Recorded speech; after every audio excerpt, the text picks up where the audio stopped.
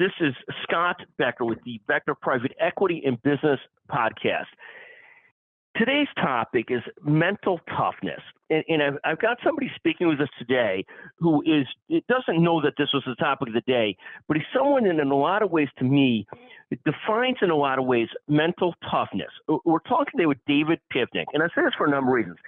David finished number one in his law school class, and to finish number one in your law school class, yes, you have to be very smart, but you've also got to, for every single test, every single project, show up ready to play and to execute that day.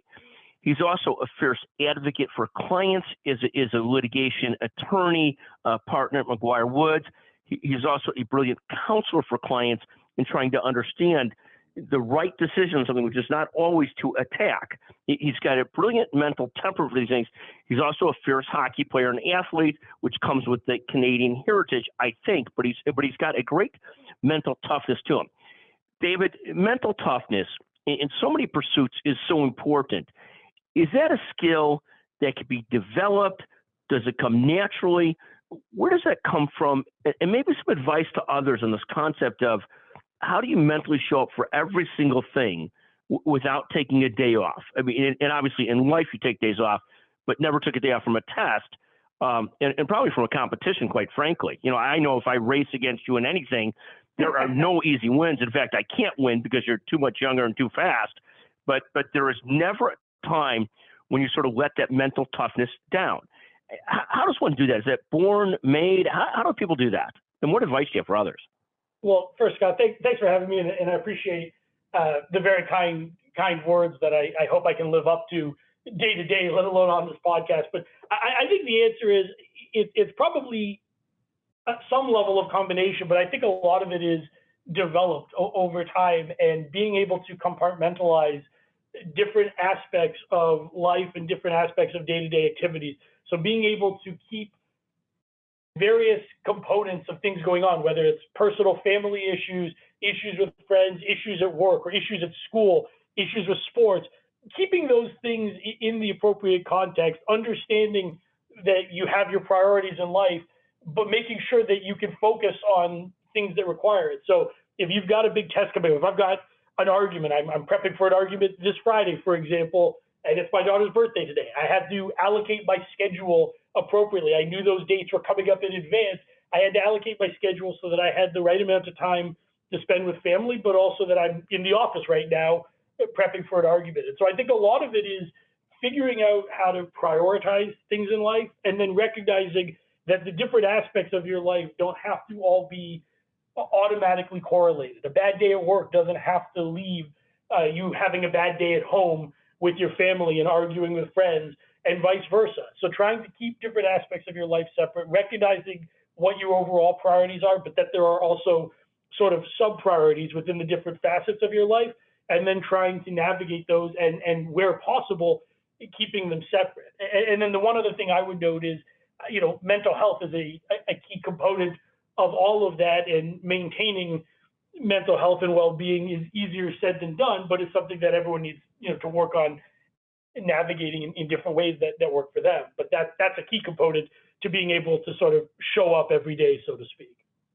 And talk about that ability to compartmentalize to, you've got this issue going on in this part of your life, but right now I've got to spend these 3 hours getting ready for this briefing or for this, whatever it might be. And that ability to compartmentalize and turn off the mind from those other things.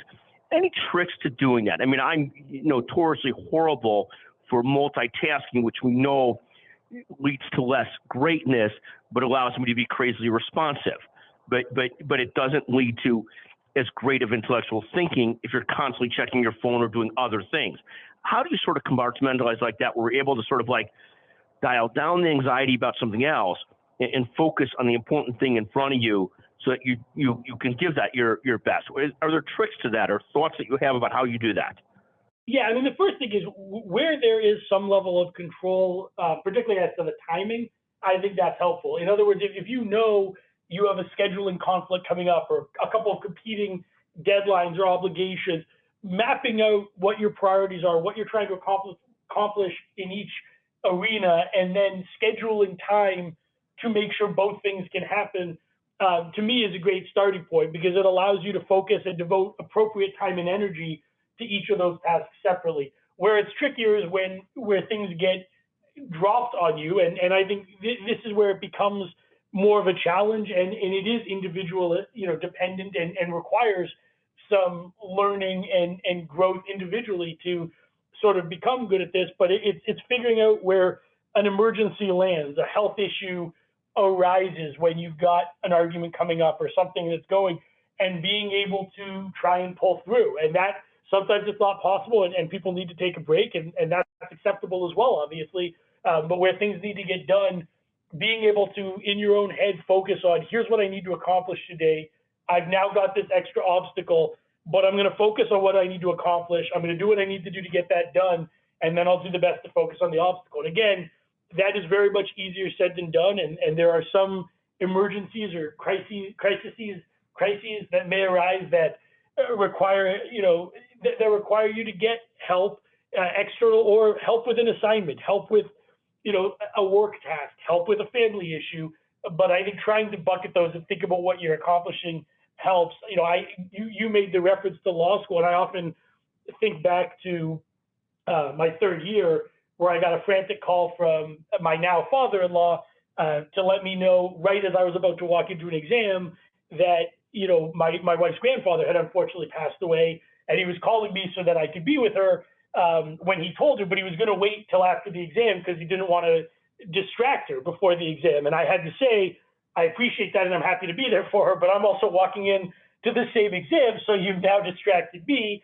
But it was a sort of a good example of, I understood that in 3 hours I was going to need to have a difficult discussion and a tough night with my wife, but that ultimately I had to also buckle down for 3 hours, focus on the exam and do what needed to be done, and then deal with a very unfortunate personal circumstance. And let me ask you another question, and it is an unfortunate circumstance, but having to compartmentalize, put that aside for 3 hours or the time of the test, whatever it might be. We all know that whether it's in whatever sport we play, in golf, we know there's always one person in the foursome that's always going to make the 3 to 5 foot putt. There's another person that we're pretty confident is always going to miss it. In hockey, there are certain people that you will pass to, and if you pass them in the right spot, they're likely to give you a good chance to score. There's other people that you pass to, and it's just not going to happen. It's just not going to go how you want it to go. And those things play out in every part of our lives.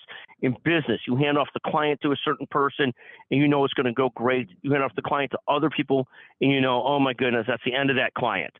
Talk for a moment about how do you change that behavior in oneself? How do you improve that behavior in yourself so you're that person that could take the ball and have a chance to score, make the putt, hand off to the client, handle it well? Just give us a moment on any of your thoughts there on how you prepare yourself so that there's just a better chance of performing when you have to perform. Yeah, the first thing I would say is it's really critically important to know and understand your own skills, because different people are going to have the talent to make the goal, to make the argument, to draft the best brief, to make the presentation to a client, whatever it might be, and it's not going to be you in every circumstance. So I think the best way to put yourself in a position to succeed is knowing where you're strong, working on the areas generally in terms of those discrete areas where you're not as strong to improve those skills, and then doing your best to align yourself with teammates, whether you're the leader or you're one of the people on the team under a leader, aligning yourself with folks who can help put you in the position to succeed. So I think on that one, a lot of it is understanding your own strengths and weaknesses, and then thinking deliberately about how to position yourself well. On some tasks, though, where you don't have the ability to just outsource it, so to speak, and a test is obviously a pretty direct example of that, where you can't very well just ask someone else to take the test for you, then I think a lot of it is figuring out what your strengths are and what weaknesses you have that might impact your ultimate performance so that you can get yourself in the best position to succeed. So if test taking makes you stressed out and it's not an issue of the subject matter, figuring out how to get yourself in the right mental state, the day before a test, as you're walking into a test, etc. I am too embarrassed on this call on this podcast to share what my pre-exam routine was, but I had one, and it was very, very, I'll say, lackadaisical and relaxed, more so than I think many others did. But once I got to a day before an exam, I knew I was ready to go, and it was more important for me to sort of manage my mental health and be in the right mind state the next day. Other people are going to study all night. So I think figuring out what's effective is the most important starting point. And then the second is analyzing your own skills and where you need to go ahead and complete the tasks you can't hand things off, working on those skills. If math is a weakness, get a math tutor, figure out what particular parts of math are difficult, figure out where you excel